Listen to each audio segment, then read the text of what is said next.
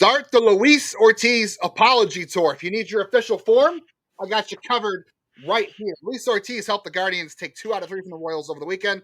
We'll talk about how Luis Ortiz got his groove back.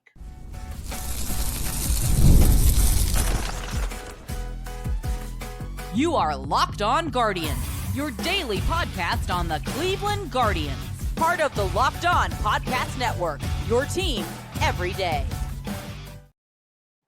Welcome on into Locked On Guardians. It's the best half hour of our day where we talk about the Cleveland Guardians for the next half hour. It's for the fans who want to know, watch what happened and want to know why that happened. Watch the series, watch the Guardians take 2 or 3 from the Royals. We'll talk about what happened in those games, why it happened. We're going deep every day on the Cleveland Guardians. We're talking about why that happened for the Guardians. We're talking about the farm system. We're talking about the draft. Nobody's going deeper on the Cleveland Guardians 5 days a week than Locked On Guardians. I'm Justin Latta.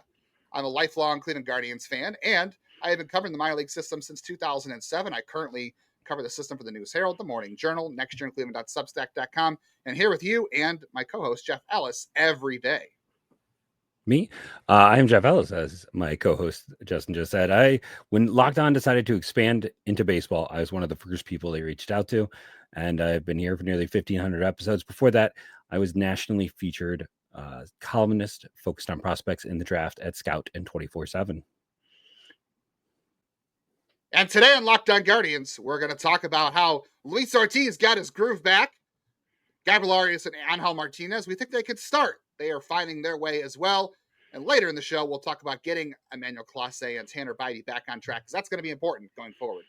Before we get deeper into today's show, Locked On Guardians today is brought to you by Monarch Money. Take control of your finances with Monarch Money. Use code LOCKEDONMLB at monarchmoney.com for 50% off your first year. Jeff, do you need a form? Do you need one of these? No, I feel like I was one of his defenders. Like, I was always telling people to calm down. It'll be okay. Like, I'm, it's the nice thing of being less knee jerk is I'm feeling pretty good. And he didn't even need Tay Diggs to get his groove back. He just needed the Guardians and their pitching. I want to recommend, I do subscribe and pay for the yearly thing to Lance Bradinsky. I think he's one of the best baseball minds out there on his Substack. I also would say check out Justin's. He had some great content on Luis Ortiz that made me dive deep into what's going on with him. And one of the interesting things, we talked about, like, why did they bring back his change? Like, maybe after his first start, we're like, why is he throwing this change that was almost entirely scrapped? And why is he throwing, less sinkers? And this is why, the Guardians are a pitching factory, and you and I, while we spend a lot of time and have a lot of information, are not pitching coaches, because we saw how it could be effective. That was one of the best starts of his career. It was one of the best starts this team has had all season. Outside of one bad pitch to Vinny Pasquantino, he was just dealing. And for a guy who doesn't miss bats, he missed, was it 10 strikeouts over those 6 innings? High 10 strikeouts. It's like, that's not necessarily his game. So why is he doing the things? Why are they changing his pitch mix? Because in spite of the fact that all of his statistics and a lot of his advanced stats and a lot of the, the data is really good, it doesn't always, his stuff plus doesn't match his ERA, right? Like, that's when you look at it. So they're trying to find ways to refine his pitch mix so he can miss bats. So the stuff is good enough in the correct way. Baseball so much anymore is about sequencing and, setting guys up to fail by tunneling and making things break a lot, or making 2 pitches look the same that then go different ways. And we're going to explain all of that as best we can. Justin definitely, I think, is better about it than I am. But just to say, like, why did he really step up? And like, when we talk about these changes and why this is so important and why we always talk about traits over performance, we saw that against the Royals. And yes, the Royals offense has struggled, but he still performed. He still had a fantastic start. He went out there and looked awesome. It was one of the best performances from any pitcher all year for the Cleveland Guardians. It was. I would say it's the best performance anybody's had all year. We saw Luis Ortiz kind of take the next step last week against the Angels, right? He had that really good start. He went to the 6th inning. He allowed the solo home run. That kind of cost them. And we were kind of debating whether or not, should he have gone out for the 6th inning? I think he should have in that point. But, was it a good enough start? It was a quality start. I know a lot of people have issues with quality starts and whatnot, and if that's really a good thing. But Luis Ortiz legitimately pitched well against the Angels, and you could make an argument right now that the Angels are a better team than the Royals. Now, I'm not saying you look at the standings in September, the Angels are better than the Royals. I don't believe they will, although there's some people who think that we're sleeping on the Angels. Maybe we are. I guess we're going to find out. That's why they play the games. But he still went out and performed well against the Angels, and he took the next step against the Royals. I think this is more of the guy we expected to see when the Guardians traded for him. And I'm not saying he's going to strike out 10 every time out, right? Like, we don't expect that every time out. But the stuff is there. He's never been a bad pitcher before. And you've talked about how the Pirates have been good at maximizing pitchers and and all the things they do well over there. But Luis Ortiz never struck out 10 batters there. The Royals lineup, no, it's not fantastic. And you're 100% right. He still had to go out and do the work. And against any inferior opponent, I want to say this too. When you're saying, well, they beat this team and they're not good, I want to say, yeah, the Angels aren't. I don't think the Angels are a good team. The Guardians didn't play well in LA. And yeah, they didn't play well against the White Sox the first 2 games, and they swept that series. They played well against the Royals all weekend, minus Sunday, which we can sort of, allay into a little bit. But that's not what we want to focus on today. You still have to go out and do your job. Like, it's great to sit there on paper and say, well, they should roll this team. Maybe we were guilty of that against the Angels. 100%. But you still have to go out and do the work. You still have to show the dominance. And, we always talk about like process over results, and the results do matter. The process also matters. And if you continue to show a good process and you continue to show good traits, good things should happen eventually. That's why I think, Nolan is going to get better throughout the season. We're not going to talk about Nolan Jones today. That's an example there. But this is what we expected from Ortiz. He's got a great 4-seam fastball. It's really good. So I think you're right. Cutting down on the sinker has been a big deal for him. The Guardians asked him in spring training. They wanted to reintegrate the changeup into his arsenal. He threw 11 changeups in that game against the Royals.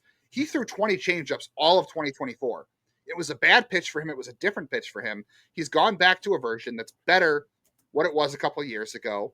So he's adding that back in. And we thought in spring training, he didn't throw any changes. We thought, why did the Guardians say like in spring training, he can throw his changeup, and then never did? Working on it on the side. He was doing it on the side and not really integrating it in the game. And he's working on it, trying to get comfortable with it. And we're going to talk about that in segment 3 about Tanner Bibee, about getting comfortable throwing new pitches and sequencing and managing your arsenal. That's probably a thing for Ortiz too. But also, he's fine. He found the zone with the fastball in this one, right? And not only that, he's attacking the top of the zone. He's attacking everybody on this team. He attacked arm side. The 4-seamer comes in at such a hard angle for hitters to recognize. It goes up. It has a lot of, a good amount of, not really a good amount of induced vertical break, but it comes in up at an angle that's really tough for hitters to pick up because of the low arm slot. He's lowered his arm slot the last 2 years. That gives him a little more run and depth on his pitches, which is why, embracing the 4-seam, embracing the changeup off the 4-seam is such a big deal for him. And he's got, the cutter still working on, but, now he has the slider hasn't been there yet, but everything was working for him. And like we said, he's not going to strike out 10 guys every time, right? But when you can locate that fastball to the back door and high in the zone, he's elevating the fastball more. And you can backdoor your slider to lefties, right? All that stuff is part of the process, like Jeff said, setting up hitters. That stuff you can take forward against other teams that's going to work. It's not going to work every time, but it's the baseline that you've established now that, hey, this stuff can work, this plan can work, and then you just adjust it for who you're facing. I agree. Like it's all about those positive traits. It's about the positive step forward. And like I said, it's going to be fascinating to see how this pitch mix evolves, because this is the name of the game nowadays. It's not, hey, we got this guy from another team and he is the guy, just that guy. It is now about how guys evolve and change when you get them, how pitchers, what you can do with what they have. And we talked about this many times last year in terms of the draft, but we're seeing it more and more with major league players. Like, so much of pitching now is about, for every Paul Skeens who comes, like, he's just a unicorn. Most of these guys, there is a lot of integration of new pitches, new approaches. And that's what baseball is right now. And for anyone saying, well, Ortiz faced bad teams, he faced a hot Angels team. Whether or not they're bad, they were hot. Logan O'Hoppe and Kyron Paris were hot. Like, sometimes that's more important than if they're good or bad. Like, where they're in a funk, it's easier if it's a team that's in a funk. If there's a team on a heater, that's harder. And Kansas City is a team that made the postseason and then improved their roster. We talked, it's very similar to the Guardians. There's a lot of question marks, but they went out and added pieces to try to make it better. So I know there's always a tendency to discount. I don't want to discount. I think, more than anything else, I just want to be like, we're seeing why they went out of their way to get him, why they were willing to trade, Jimenez, and why they sat there and found a first baseman they could flip that Pittsburgh wanted. Why they had to go an extra mile to get these players, and they did it for a reason. Yeah, and there's a lot of people at the time of the trade too who are like, well, do we really trust the Guardians on these trades? Like, should we really give them benefit of the doubt? Who's the last guy they did this with? The traits were there. The Pirates, are good at what they do for pitching, but Cleveland has a track record for this too. You trust that track record. The Guardians clearly saw what he did in the second half, and they thought this is the kind of pitcher he could be. And by the way, Luis Ortiz, his next outing is going to come in Pittsburgh. You don't think he's going to want to go out and absolutely dominate his old team? I think we can expect a really good performance from Luis Ortiz next time out. Speaking of good performances, 2 Guardians hitters over the weekend contributed to the series win over the Royals. Guys you didn't expect, guys that are settling in and could make a spark. We're going to talk about them next on Locked On Guardians. Looking for a snack that's both delicious and nutritious? Crack into a good source of protein with Wonderful Pistachios. Wonderful Pistachios is one of the highest protein nuts. Each 1 ounce serving has 6 grams of protein, giving you over 10% of your daily value. Plus, they're packed with fiber and better for you unsaturated fats to help keep you feeling fuller longer. On Friday, I was hungry. I went and bought some food for the kids, got one of those roasted chickens, nice and easy. And I saw that bag of Wonderful Pistachios staring at me, and I picked it up. And I can't show it to you because I ate the whole thing in one sitting. It was like a chili lime, and it was fantastic. So I'm going to personally recommend that, the chili lime. I thought it was great. I would show you the product, but it's already been processed. It was that good. It's in and out. I looked down. I'm like, oh, it's an empty bag now. So much for having this for Monday's show. It couldn't last 4 hours. That's how good this product is. So head over to Wonderful Pistachios and get snacking and get cracking with the snack that packs a protein punch. Visit wonderfulpistachios.com to learn more. Now I'm hungry, Jeff. Thank you for that. I appreciate that. That's what I'm here for. Hey, if you like what you're hearing and you got this far, we hope you do. Make sure Are you hungry for baseball talk? There we go. Hungry for baseball talk. If you're hungry for Cleveland Guardians baseball talk, make sure you are sharing with a friend. Make sure you are automatically downloading on Spotify, Apple Podcasts, Stitcher, all those places you can get podcasts. Make sure you're automatically downloading so you never miss an episode of Locked On Guardians. We're here 5 days a week. We're giving you bonus content too. We're on YouTube. We're also giving you bonus content on the Insiders Group. Head over to the Insiders Group at joinsubtext.com/LockedOnGuardians. You can chat with us during games. You can get access to things like Jeff's draft content, my prospect content.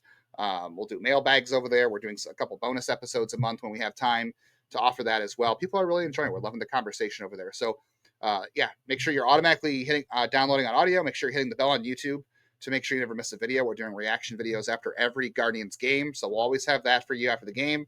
And then we're over on the Insiders Group giving you some additional content. So lots of ways to reach us, lots of ways to get Guardians content every single day. Become an everydayer.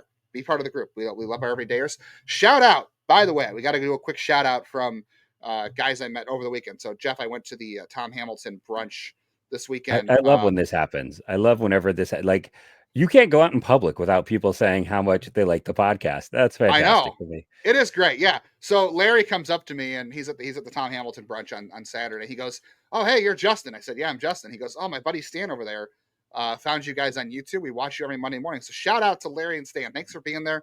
Thanks for coming up to me. We'd love to have you guys come up to us whenever we're out. I'm at the Captain's game Friday. I'm at the Guardians games a couple times a week too. So if you ever, we had Cade last week at the Guardians game, shout out in person too. So we really appreciate all the love.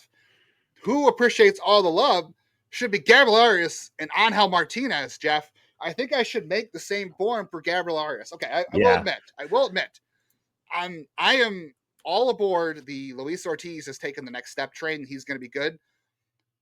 My eyes, the experience, the track record tells me I shouldn't quite be knee deep in the Gabriel Arias apology tour yet.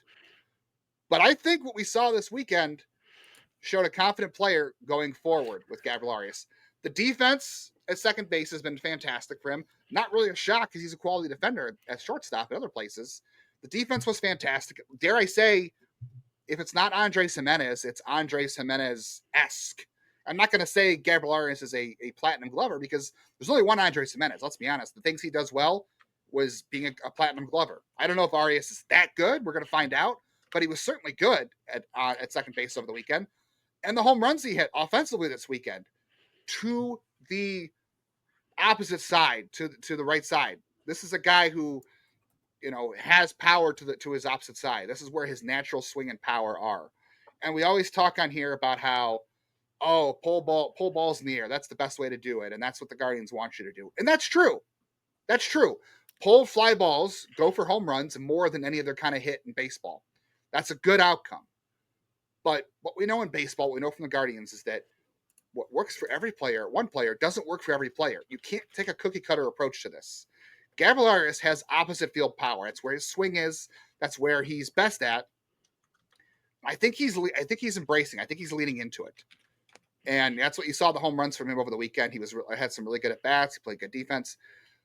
I think he's leaning into his strengths finally, and that's working out for him. And by the way, he's not a left-handed hitter, but Progressive Field is built for left-handed hitters. It's built for guys to be better to hit to right field. Arias does that well. That can work for him. Just like Ortiz, I see the signs here. I want to see more Arias being more consistent before I fully buy into the turnaround, because we've seen the track record be mixed a little bit with him. But the baseline, I'm starting to see the baseline thing show up a little bit more, and that's what has me excited about Arias right now. And I'll let you get on Arias. I got one more thing I want to say about Arias, so I'll let you get in on him. Just if you go and you compare defensively so far, and I say so far because I think this will balance out, and Jimenez will be fine, but Gabby's been the superior defender so far this season. He's had better range, he's had better movement, he's had better production defensively. I don't think that's going to keep up, but I think Gabby can be an above average, even a plus defender there. I think he can be a very good hitter. And the funny thing is, Jimenez and Gabby are similar in a lot of ways. Shortstops, guys who maybe could have been Gold Glove shortstops, who excelling at second base with strong arms, who both never saw a pitch they didn't like to swing at. But you're 100% right. And just to go even more into the numbers, because some of our listeners like it, others, hey, you get a 5-second break here. He's keeping his pull rate exactly the same, Gabby, as a year ago, but he has shifted about 12% of the balls he's hitting. Instead of hitting him to dead center, the worst place to hit them to, he's now hitting him to the opposite field. And we started to see some of that last year when we went down to AAA. We heard about it when he went and played winter ball. Like, this has been a focus. And, honestly, a lot of this Gabby stuff really reminds me of when Carlos Santana came up. And people kind of forget now how much hate there was for Santana. He was a guy who had to constantly prove himself because it was hard to replace Victor Martinez. Now, Gabby wasn't really, I guess it's, when he came up as one of the potential shortstop options with Lindor, though technically that was more Ahmed, but still, he entered this situation. And every time that dude does something wrong, people love to bury him. And yeah, there's a high BABIP. There's a lot of reasons why he's not going to probably keep this pace up, but he's always been supremely talented. I will go back. I think he was the centerpiece of the Clevenger deal. He was the guy they targeted. He was the guy they wanted. They got a lot of pieces, but he was the centerpiece. He was the big guy in that one. And when you're looking at that talent, development isn't linear. I say it all the time. He's starting to put things together. He's got a lot of great traits, and he just can absolutely. You want guys to pull because not everyone has the opposite field power he has. Like Justin talks about, that's where he goes. Not everyone can do that. So yes, for most players, pull all day. But when you actually have that ability to go there, I wonder if maybe he was trying to pull too much a year ago, and that's why so many things ended up in center instead of just letting it go the opposite way. And we'll have to see what he can keep doing. But I feel like he's got such an edge right now at holding on to that position because defensively he's bringing so much. And offensively, he's just got to be close to average. And we're seeing a lot of positive traits. Again, I don't think he's going to hit, like he's hitting now, but I think he could be close to average. And with his ability, that's less on base, but more power than we saw with Jimenez. That's a good point with Arias too. I think it's leaning into your strengths. I think everyone can relate to this in life. I know I can. In my own personal life right now, it's leaning into your strengths, right? What Arias does well, he hits the ball the opposite field well. That's where his power is. It was a lot like Roberto Perez too. Roberto Perez had opposite field power. I know it didn't sustain, and the ball was funky in 2019 when he had those home runs. And, also, health just slaughtered him. It did. But lean into your strengths. Lean into what you do well. Don't worry about what you don't do well. Lean into what you do well. And we're going to talk about that with Tanner Bibee and Emmanuel Clase in the third segment. But Arias is leaning in what he does well. And by the way, if anybody who's saying, well, I don't think Gabriel Arias can keep this up, or I don't think he can do this. By the way, his BABIP is normalized a little bit. His strikeout rate's a little high. The walk rate is okay. I don't think he's ever going to be a guy that walks a lot. But let's remember this with Gabriel Arias. He is not the future answer at second base, and he doesn't have to be. We know Travis Bazan is coming. Forget about Juan Brito. Juan Brito's off to a great start. We'll talk more about Juan Brito on tomorrow's show. But Gabriel Arias, all he has to be is the answer right now. What did you say before the season, Jeff? They just had to find an Oscar Gonzalez, right? Mm-hmm. Just find a guy that can be an answer right now. Gabriel Arias, you don't have to sit there and say, well, I don't think he's going to be our long-term answer. Maybe you do think he's going to be our long-term answer. I don't know. We'll see what you think. But the important thing is he doesn't have to be right now. All he has to do is do what he's been doing recently and keep that up for however long and be a cog in this Guardians lineup. He doesn't have to be the future. He just has to be good enough right now, good enough this year to help this team win, and he is doing that. And then on the basis of Angel Martinez, Jeff, I don't know how this guy can go back to AAA. I know it's one weekend. I don't want to overblow one weekend. I agree. I agree. It's not like we haven't seen the talent before from Martinez. You know, he talked about working with Junior Betances in AAA when he went down to AAA to start this year. He talked about how he was, he lost some things he was doing well in spring training, that he got away from some habits and he needed to refocus some things and straighten some things out. We've heard Junior Betances kind of be a whisperer before. He helped a lot of guys. Will Benson, Oscar Gonzalez. Bo Naylor. And some of those things haven't stuck yet. Some have and some haven't. But we've heard about Betances' impact before. Martinez said he got right in AAA with Betances. His bat speed was fantastic this weekend. If you go look at the data, bat speed was fantastic. He's hitting the ball with authority. He put on a defensive clinic in center field. Switch hitter, plays the outfield well. Athletic traits, can play second base. Lane Thomas, the Guardians are expecting Lane Thomas to play Tuesday in Baltimore. That's fine and well. But I think you got to keep finding a way for this guy to play, whether it's at second base when Gabby plays third for Jose DHing, or when he gives Rocchio a day off, or you got to play Lane Thomas in right field and put Martinez in center against lefties, and maybe you sit John Kenson-Well, who I know he had a hit in this one, but he hasn't been off to the greatest start. I think you got to find at bats for Angel Martinez. I liked what I saw this weekend. I want to see more. Yeah, now it's the smallest of sample sizes, so none of it counts. But if you go to his Savant page, it's all like to the 100th percentile. Like everything he did this weekend was amazing. I'm gonna throw out a potential unpopular opinion. If Brian Rocchio continues to struggle at the degree that he is struggling, and we get to the end of May and he is still hitting how he hit last year or worse, which is what he's doing, then you're up the middle combination in Gabby. If he can keep, just close to league average, and Martinez, that should be your keystone combo, and Rocchio should work on it. That's all I'm going to say. He gives you athletic traits you don't really have anywhere else. Like just in terms of just the high end of what he does, there aren't a lot of guys they have who can do that. So, or make him a super utility who plays every day at a different position and gives everyone an off day. Yeah, that was hard for Gabby last year. Gabby talked about how it helped him to settle into one position. That's hard for young players, I will say. So I don't know if that's necessarily the best way to do it, but I don't think your opinion's unpopular. I think you're going to find a lot of people who agree with that opinion. I think there are some people who don't like Arias, but there are some people who also think that Rocchio is struggling. He is. Speaking of struggling, it was not a good weekend for Emmanuel Clase. Continues to go in the wrong direction. Not a great game for Tanner Bibee, not too bad either. But we'll talk about what's going to get them on the right track next and what they need to do on today's Locked On Guardians. So I sat down over the weekend and I was looking at my finances. I had some questions. I just recently did my taxes. I'm looking to buy some new equipment and looking to make some savings. How often do you check your bank account and you wonder, where did all my money go? Dining out, online shopping, entertainment, you're buying new stuff, easy to lose track, right? That is where Monarch Money comes in. It is your personal CFO giving you full visibility and control over your finances. And Monarch Money, by the way, is not just a budgeting app. It's a complete financial command center. You can track all your accounts, investments, and spending in one place so you stop just managing money. Something I need to learn. Not just managing money. You want to build wealth. You want to have plans. And that's where Monarch Money really comes in. It helps you come up with a plan. It helps you look at exactly what you're spending on so you can track whether it's you're setting goals for you and your partner and your family about saving money for a vacation, for retirement, all those kind of things. You can stay on the same page with all that stuff with multiple accounts and different people without the stress. We all have conversations with our family about money. Monarch Money is stepping in and helping you manage that a lot easier. So take control of your finances with Monarch Money. Use code LOCKEDONMLB at monarchmoney.com for 50% off your first year. That's monarchmoney.com. Code LOCKEDONMLB for half off your first year. All right, make sure you are tuning into MLB Game Night and MLB Squad shows as well on the Locked On Podcast Network.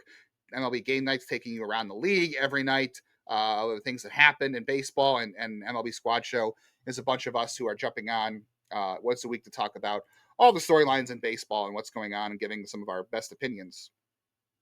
My opinion, Jeff, is that I'm not worried about Emmanuel Clase but things do have to change. The Guardians have talked about how Clase's cutter doesn't quite have the same amount of movement on it. It's getting a little bit less zip. So he's got to fix some things on the cutter. There's some of the bite on it's not there right now. To me, the biggest thing for Clase is this. It's a new game plan. Austin Hedges talked about this too. He said they believe in Clase, which they should. This is why I believe in Clase too. There's a lot of people who have been texting us on the insiders group who are saying, "Oh, when's Cade Smith going to close? Is Clase cooked? You know, the velocity's there, the stuff's there." I think it's a game plan thing. Hitters are swinging against Emmanuel Clase on 64% of the time, right?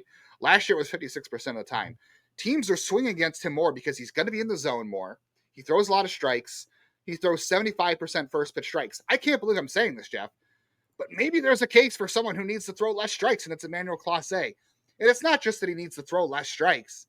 He needs to go back to hitting the corners. That's where he's missing things right now. And I do think it's possible that there is a fatigue element here. Not that his velocity hasn't declined. It's still very good, but there could be a fatigue element to the command issue here. A lot of his fastballs are just hitting the heart of the plate. That's what happened to him Saturday night. And luckily the Guardians won, so it wasn't a big deal. But I don't know. Is there a case here for a guy to throw less strikes? He throws a ton of strikes. He's over the zone all the time. This is what we saw happen to Corey Kluber later in his career. Guys attacked Corey Kluber early in the count because they knew if they got behind, it was not going to be good for them. And it's not good for you when you get behind Emmanuel Clase as well. So he's got to come up with a new game plan for his approach, I think, and get back to hitting the corners as well. Well, if I dive into the numbers, I can give you an answer actually on this, which is right now he has as much break on his versus right-handed hitters on his cutter as he did in 23, which was his other season of struggle. He has too much break. The last 2 years, it's been closer to like 0.5 to 0.6. It's 1.2, which is exactly what it was in 2023. So his cutter is breaking too much right now. It's moving, which means instead of hitting his spots at the corners of the zone, he's outside. Like he hasn't walked guys, but he is having a lot, counts are dragging on. There aren't a lot of clean counts. So when he is having too much break, it also means if he's trying to hit inside, it's cutting to the middle and becoming easier to hit. His expected stats are, for the most part, pretty good. But it does look like right now, for whatever reason, his cutter has too much cut on it. There's too much bite, and he is not able, and the team maybe isn't able to properly compensate. If you're talking about, nearly an inch more break, then that is, you're setting up one spot, and that's a significant amount of movement for where the ball is going to end up. So it is interesting that the last time he struggled was when the break was over 1 inch. And so we're seeing that right now versus righties in particular. So that stood out to me. And then I'm just going to say, like, last spring, we had people asking us, like, how much longer till he's moved out and Cade Smith's moved in. Now, it was only a few hiccups early on, but we did have that issue a year ago. So I am also kind of curious to see what happens as it goes on. I am kind of nonplussed still. It's not ideal, but like, you don't go from being the greatest closer of the last, 20 years maybe to a pumpkin overnight. Yeah, and Clase is a good case of command versus control, right? Control is that he's not walking a lot of guys. Command is that he's not throwing the ball where he wants to, 100%. Like he normally does. That's the difference between control and command. And I'm not worried. I'm definitely, nonplussed is a great word for this. I'm definitely confused because the stuff is still there. The velocity is still there. I had someone say, like, oh, this is what happened to Cody Allen his last year in Cleveland. Not the case, because Cody Allen's arm was cooked. The velocity was gone. Everything was gone. The pitch movement was gone. The velocity's still there. And I'm not worried about Clase because the track record there. If the track record didn't, like the same we talked about Gabriel Arias, right? Gabriel Arias having a good start to the season, we think. But what the track record tells us, well, there might be some inconsistencies. The track record for Emmanuel Clase says this guy's really freaking good, okay? And he's going to be good. So I'm not worried. Am I more worried about Tanner Bibee or Emmanuel Clase? I guess I'd say I'm more worried about Emmanuel Clase because he only has 2 pitches than I am Tanner Bibee. My concern level for both are very low. But if I had to pick one or the other, I would say I'm more concerned about Clase than Bibee because of the pitch mix and because of what he's asked to do. But I think the pitch mix is a thing for Tanner Bibee too, as we wrap up today's show on this. I think the thing for Tanner Bibee is he's not in the zone as much. Obviously, the walks are up, the strikeouts are down. That's all bad. But this is a guy who has revamped his arsenal. He continues to tinker. I don't want to sit there and call him a tinker because I don't think that's what he is. But I think he understands having more pitches is good and not just relying on your four-seamer. But here's the thing. Tanner Bibee has a really good four-seamer. Now, the vertical break on it isn't as good as it has been, but it needs to get better. But he's got the cutter. He's got the sinker he introduced. He's got the sweeper now that has replaced his slider from years ago. He has the changeup that's still really good. He hasn't thrown the curveball this year. It used to be a good pitch. I think he needs to get back to throwing this changeup a little bit more. It's a really good pitch for him. He's kind of like cut down on how much he uses it in favor of the sinker and the cutter and the sweeper and all those things. But this is a guy who does have a lot of pitches. He's tinkering with his arsenal. I think we're looking at a case here for Tanner Bibee where he is just simply trying to figure out the best pitch mix, what's working on each night, how to integrate each of his pitches, and the game plan each night and how he has a feel for it. So I'm not concerned, but I think this is a guy you might see have these starts from time to time as he best incorporates some of the things he's working on into games so he can get better. It might be, maybe it's a short-term bumpy road for a long-term game. The Guardians don't need the short-term bumps with a guy like Tanner Bibee. They need better, but I do think at the end of the road with him figuring all this out, it's going to be just fine. If I'm a little more concerned, it's with Tanner just for the thing that's a longer term contract. And if things go sideways, I don't think they're going to go sideways again. For the most part, I'm not concerned at all. It just, again, he's not, I feel like there's some command and control issues, and these cold nights have made it hard. And I'm very curious to see what happens when we kind of get into baseball environments. I believe in both these guys, but I think with both of them, it's command. We need that command to shape up and get to what we've seen with both these pitchers. And then I think, it's great that this team is succeeding without their ace and their closer right now. That speaks volumes. Absolutely. Yeah. You won both those games that Tanner didn't pitch great in. You won the game that Clase was so far apart on. You won those games. That's fantastic. They did lose on Sunday to Cole Reagans. Whatever. Like, a lot of teams will this year. They will. They didn't do a great job. I'm not sitting there saying they had a great game. Their approach was terrible. They only saw 115 pitches. They didn't draw any walks. We know what happens when they don't draw walks. They didn't play well on Sunday, but they took 2 or 3. That's the important part there. They get an off day. I almost feel like this is not a time you want an off day now that they're playing well. We talked about them finding confidence. They found confidence. They found consistency this weekend. They're going to go into Baltimore against a team this week that's not playing that great. You'll have to keep that going in Baltimore. You'll have Tanner get another shot. You'll have Gavin Williams. Logan Allen's the first pitcher in that series. Tomorrow's show, Joey Cantillo had himself another good outing on Sunday. We'll talk about his emergence, what he's doing well, what his future role looks like on this team going forward. If he'll stay in the bullpen, if we think he should get another start at the rotation. We'll also do a minor league deep dive, what's going on in the minors a couple weeks in, who we're looking at, who we're concerned about. And we'll also take a look at the preview of the Orioles series coming up on Tuesday. Yes, and if you want the box score bingo, go check out that document. It's on my Twitter. You can find it very easily there. For the weekends, we just won't be showing it due to time. But I want to thank each and every one of you who joined us. Remember to rate and review, download daily. It helps. Thank you to all of our everydayers. Anthony, I think, had the comment of the weekend with some great stats in that, so go check that out. Thank you all, and go Guardians, go.